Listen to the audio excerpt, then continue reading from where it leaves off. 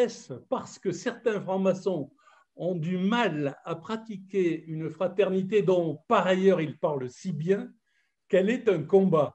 Et si c'est un combat, est-ce que ce combat vaut aussi pour les dignitaires? La fraternité, pour moi, c'est le ciment de la franc-maçonnerie.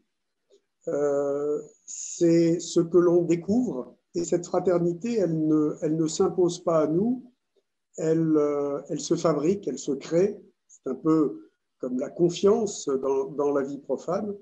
Et donc, cette fraternité, c'est un combat de tous les jours pour l'entretenir. Alors, si ce titre « Et la fraternité est un combat », c'est que forcément, j'ai été quelque peu bousculé dans la deuxième partie de ma deuxième année de mandat, qui a été elle aussi bousculée par la pandémie. Et j'ai ressenti vraiment un combat au niveau de la fraternité. Et c'est clair qu'au niveau des dignitaires, comme vous les nommez, moi je dirais plutôt la partie la plus politique, entre guillemets, de la gestion d'une obédience. La fraternité est souvent très éloignée de cette pratique. Mais nous savons, quand nous sommes élus, que nous sommes là pour diriger une obédience et qu'il y a toute une part de fonctionnement politique dans cette obédience. Et donc forcément, on ne va pas y chercher la même fraternité qu'on va rechercher dans sa loge, où là, on va chercher une vraie fraternité. Par contre, le grand maître, lorsqu'il se déplace, lorsqu'il va dans les loges en province, à l'étranger ou ailleurs, il retrouve cette fraternité qui est celle qu'il a connue dans sa loge, et ça, c'est extraordinaire.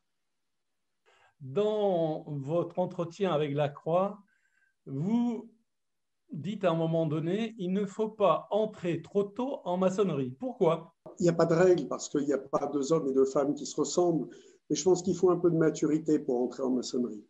Il faut d'abord, dans la vie d'un homme, au sens large, d'un homme ou d'une femme, il y a des choses à construire. Il y a une vie familiale, il y a une vie professionnelle, et je pense qu'il faut un peu de maturité et de liberté par rapport à cette vie pour pouvoir véritablement profiter de la maçonnerie et s'investir en maçonnerie. Alors, ça ne veut pas dire que si certains rentrent très tôt, à l'âge de 20 ou 25 ans, ils ne deviendront pas des bons maçons, mais globalement, pour moi, je pense que si on commence à réfléchir à la maçonnerie vers 35-40 ans, c'est un bon âge. C'est un âge voilà, d'une certaine maturité, qui n'est pas encore la maturité qu'on connaît par la suite, parce qu'il faut aussi de la fraîcheur en maçonnerie, et il nous faut des jeunes, il faut de tout. Voilà sans doute la raison pour laquelle j'ai dit qu'il ne fallait pas rentrer trop tôt. Pour vous, la franc-maçonnerie, est-ce plutôt une école de vertu ou plutôt une école à penser, et pourquoi? Dans la franc-maçonnerie, vous le savez très bien, chacun vient y chercher ce qu'il souhaite trouver par rapport à son parcours personnel. Beaucoup viennent pour rencontrer des hommes et des femmes, parce qu'on vit dans des sociétés où les contacts sociaux, alors je parle hors pandémie bien évidemment, sont quand même moins nombreux parce que tout le monde a des vies très remplies et que souvent on n'a pas vraiment l'occasion d'avoir des échanges, en tout cas des échanges intellectuels sur des sujets sociétaux ou des sujets ritueliques quand on rentre dans le travail du rituel. Et puis beaucoup viennent pour travailler sur eux-mêmes, pour mieux se connaître, pour justement à travers l'étude des symboles, réfléchir sur le sens de leur vie. Ce qui fait qu'en fonction du travail des uns et des autres, et puis en fonction aussi de la loge dans laquelle on va rentrer, parce que quand on entre en franc-maçonnerie, on ne choisit pas sa loge, et c'est bien normal, on va la découvrir. On ne choisit pas toujours non plus l'obédience, on ne choisit pas forcément le rituel sur lequel on va travailler, mais néanmoins, on va débuter comme ça, et puis peut-être par la suite changer si, quand on a une meilleure connaissance, on a envie de découvrir d'autres choses. Donc ça reste quand même une école à tiroir où chacun va pouvoir, s'il le souhaite, parce que c'est une démarche importante, y trouver ce qu'il cherche et parfois même découvrir qu'il peut trouver des choses qu'il n'est pas venu chercher. Alors, dans votre ouvrage, vous citez à un moment donné Roger Daché, qui est un historien reconnu de la franc-maçonnerie, et qui dit que la franc-maçonnerie est un colosse au pied d'argile. Comment vous décodez cette affirmation de Roger Daché? On en a discuté avec Roger, puisque les grands maîtres des obédiences se rencontrent régulièrement. Et surtout dans ma deuxième année de mandat, puisque lors de la première, j'ai découvert un certain nombre de choses, mais j'ai essayé à mon niveau de travailler sur non pas la réorganisation, mais la façon d'aborder les relations entre les obédiences maçonniques. Nous avons renforcé très sérieusement les relations avec les grandes obédiences. Nous avons continué à travailler avec les obédiences moyennes et nous avons regardé de beaucoup plus près certaines petites obédiences qui avaient été reconnues et qui n'auraient peut-être pas dû l'être, ou qui ont évolué d'une certaine façon et qui font qu'on n'avait plus à les reconnaître. Et dans les discussions que j'ai eues avec Roger, qui est quelqu'un que je respecte profondément, il avait cette expression dans un de ses livres, et c'est vrai que la franc-maçonnerie en France est riche. Elle est riche de très nombreux membres, mais de trop nombreuses obédiences et de plus en plus de trop nombreuses loges sauvages. Ce qui fait que c'est un colosse de par son importance par rapport à d'autres pays. Alors, il n'y a pas qu'en France qu'il y a beaucoup de maçons, en Belgique il y en a beaucoup aussi, mais en France il y a certaines proportions de maçons par rapport à la population, mais le fait qu'il existe cette multitude de petites obédiences qui ne sont arrivées que dans les 30 dernières années et de plus en plus de loges sauvages fragilise fortement l'image de la maçonnerie française. On explique loges sauvages. Les loges sauvages, ce sont des loges qui souvent appartenaient à une obédience, sont sorties de l'obédience parfois parce qu'elles ne se reconnaissaient plus dans cette obédience, parfois aussi pour des raisons financières, ce qui souvent est un cas de rupture, et ont décidé qu'elles n'avaient pas besoin de l'obédience pour fonctionner. Donc elles ont continué à travailler, à pratiquer leurs rituels, qui parfois s'éloignent ensuite au fur et à mesure de la réalité des rituels, et parfois on a de la maçonnerie quelque peu exotique. Emmanuel Macron a dit en France, il y a 66 millions de procureurs.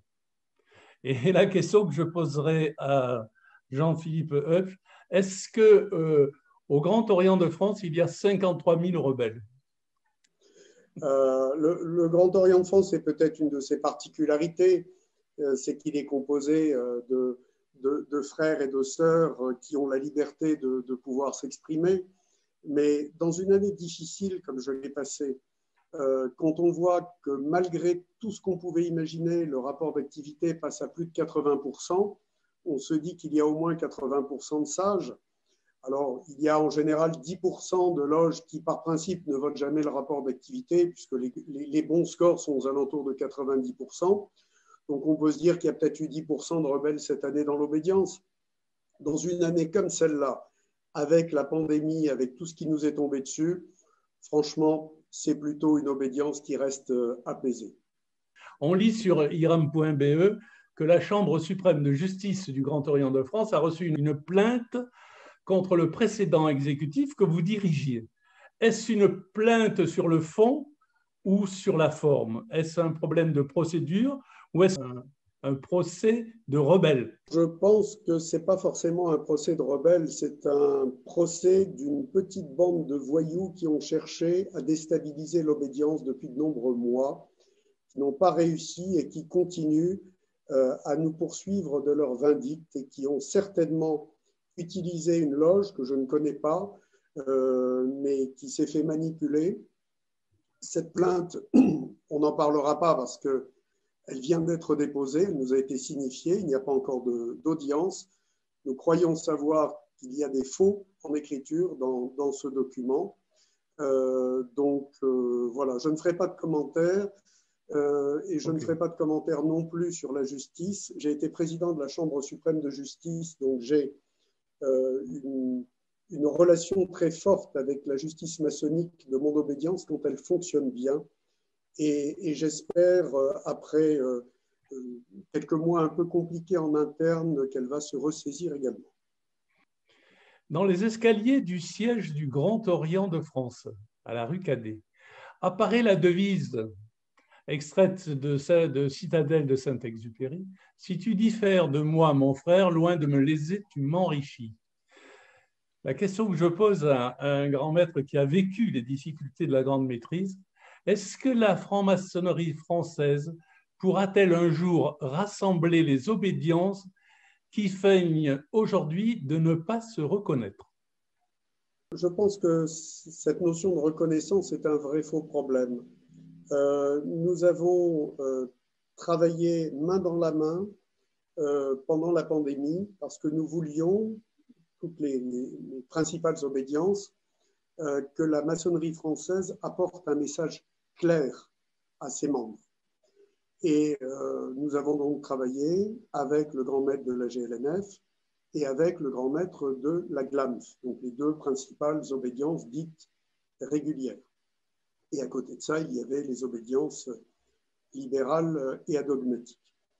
On travaille ensemble, on se rencontre, nous faisons des rencontres. Un de mes prédécesseurs a créé les rencontres Lafayette avec la GLNF, qui continue et qui fonctionne bien. Moi, j'ai créé les dialogues maçonniques avec la Grande Loge de France, qui n'est pas une obédience régulière, bien évidemment. Mais tout ça pour dire qu'il y a des rencontres régulières entre obédiences, y compris entre celles qui sont supposées ne pas se reconnaître. Nous ne travaillons pas de la même façon. Ce sont des maçonneries différentes. Moi, je pars du principe que le paysage maçonnique français est riche de ces différences et que c'est justement par nos différences que nous apportons un choix plus important à celles et ceux qui veulent nous rejoindre. Si vous deviez définir ce livre que vous avez fait un entretien avec Alexis Lacroix, qu'est-ce que vous diriez sur ce livre? Ce livre est simplement un témoignage. Alors, ce n'est pas du tout un essai philosophique. Ceux qui me connaissent savent que je serais d'ailleurs totalement incapable d'en rédiger un. C'est un témoignage d'un homme, d'un franc-maçon de base, d'une loge de Metz, qui veut montrer à tous ses frères et sœurs qu'on peut devenir grand maître d'une obédience sans appartenir à des clans, à des mouvements ou quoi que ce soit. Ça veut bien dire que notre démocratie interne fonctionne et qu'à force de ténacité, de travail, d'envie, de relation avec les autres, on peut arriver à devenir grand maître, comme bien sûr d'autres fonctions. Et voilà, c'est tout ce parcours que je décris. Et j'ai essayé de faire ce livre comme j'ai fait mes conférences pendant toute ma grande maîtrise, avec des mots simples que tout le monde peut comprendre, franc-maçon et profane, de façon à apporter, à donner de la franc-maçonnerie, non pas une image complexe qui puisse rebuter, mais au contraire, l'image ouverte d'un mouvement philosophique dans lequel chacun peut se retrouver s'il fait l'effort de venir nous rejoindre et travailler avec nous.